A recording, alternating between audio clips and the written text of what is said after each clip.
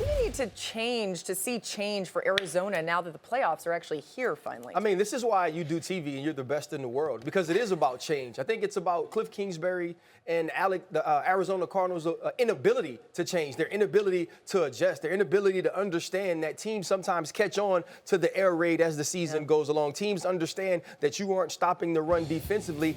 Being able to run the football against you keeps your quarterback and your offense off of the field. And we saw this from Cliff Kingsbury and the Arizona Cardinals last year. They start the season out hot and they fail toward the end. The other thing I want to point out is in-game adjustments. This team is somewhat of a front runner. When they play against teams that are outmatched, when they play against teams that they have more talent than and they can get rolling, they usually play well. But if they get punched in the mouth a little bit early, you know, we've seen it against teams like Detroit. You saw it later on in the season in some other games, especially the Seattle Seahawks who were running the football. Yeah. They don't respond well. And Cliff Kingsbury has to fix that or they'll be home week 1.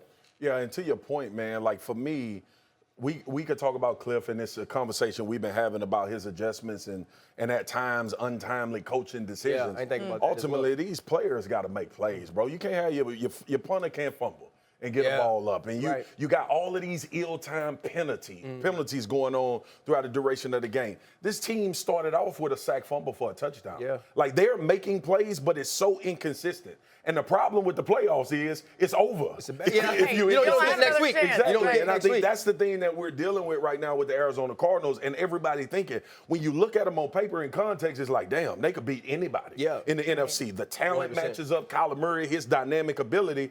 But then you look at this team on film, more and more we've watched them this season, and yeah, we can lay some blame at Cliff, but ultimately, you know, RC, within them lines, it's the 11. And the 11 has played up here and down here. And then down. Well, the other piece of it is, too, though, when you're playing high school ball, things get fixed game to game. When you're playing college, they'll get fixed at halftime. In the league, they get fixed series by series. No doubt. And you have to be able to do that. And I feel the Arizona Cardinals haven't done enough of that throughout the season, and especially late. How about J.J. Watt coming back? It should be a huge boost. Now, here's the thing, man. How good can you be, though, after missing that much time on the D-line, Mark? We talk about the physicality of the game, and we kind of throw it out there. It's a huge adjustment. Actually playing football is different than getting ready and training and being in shape. 100%, so bro. you get playoff smoke initially, and you coming back and trying to defend against a team that's going to test you in the center of your line of scrimmage. Ultimately, though, hopefully what you're leaning on is JJ's ability to add juice and big plays and create opportunities for other guys, which he should be able to. I will say this, speaking of big plays, Kyler Murray had success in the 2 games against the Rams this season, throwing for 651 yards, adding another 100 yards on the ground. But